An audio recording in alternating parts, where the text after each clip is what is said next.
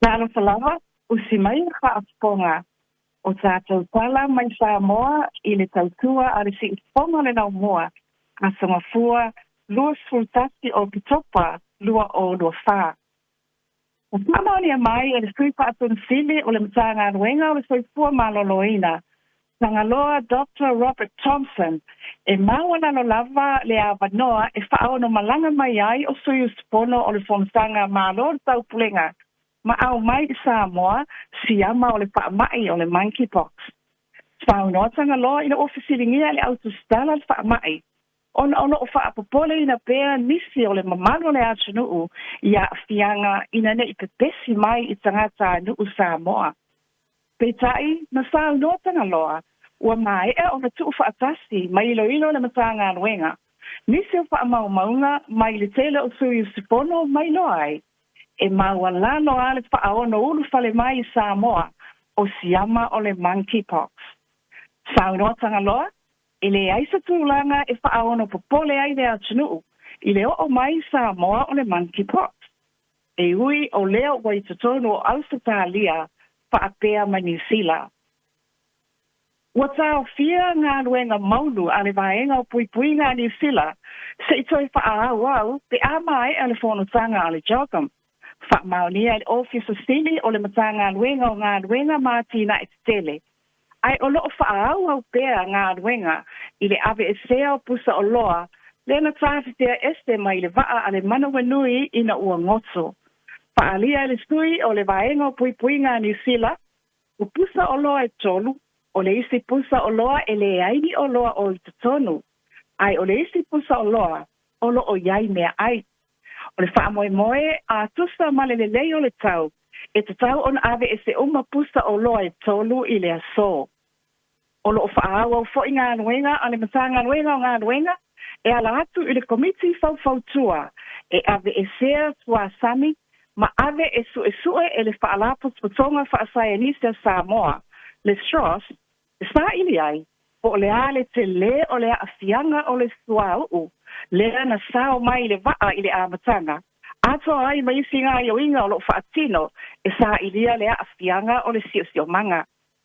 Ono o ngā nunue le vaenga o pui ngā New Zealand, mo le sa ilia o sa company mai whafo, e mawhai on ave ese le suau u mai le vaa.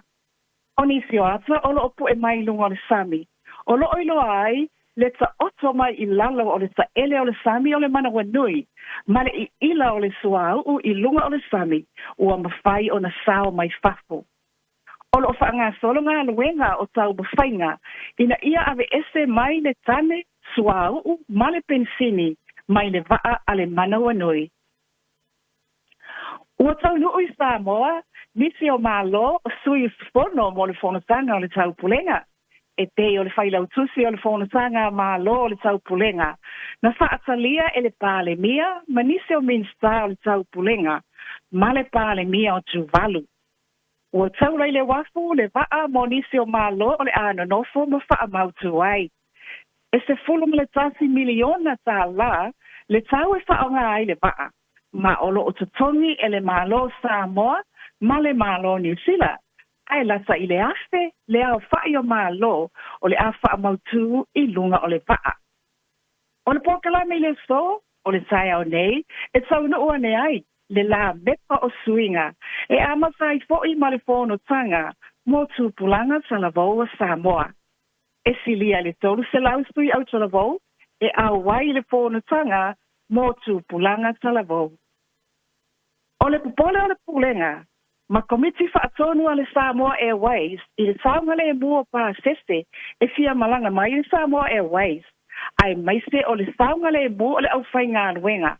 Lea wala ai le company, e whaatino su enga ale au whainga anuenga, pe leo a fia ini fuala au whaasaina. Ele ngata I fuala au whaasaina, ai su e foi, pe leo whaasua a vā me whainga anuenga. O le whaamoe e whaatino ia so uma. O le fuafuanga, ono o se tasi o whainga whaavai, mai se tasi o pāanga mamai, ale company e ao lava o na whaatino. O le au whainga anuenga uma, o le a ngai I ai su enga, ma o se laasanga e manatu le office o sili. E tā o tele mo le vaenga lau tele company te tele, e pei o le Air New Zealand, Fiji Airways, ma le Qantas, o le Sāmoa Airways, le olo o ngawha i le siaki ma le lauina o oloa, ma ato pa ua tangata e ulu fale mai le atunuu. O le aunga lea o le sainia le malingenga, a le Sāmoa Airways, ma le whaala potonga, o le o ngawha ma suenga whaasaya nisi, le Strauss, ua malili ai, la tautu suei, ma wha maonia, te moni sea aftianga o se tangata malanga i fuala au whaasaina. E le ngata i lea, o le whaia o suenga pe a masalomia, so o se mea na malanga mai ma se tasi. Tau no le pulisili, pa o fatu tielu, o le sao fo i lea o le company va a lele tau mawhainga leo, ina ia tu i titia, pe tasi e sea fuala au whaasaina mai Sāmoa. O tātou tala ia mo le ne yasto, pasoi fo ia.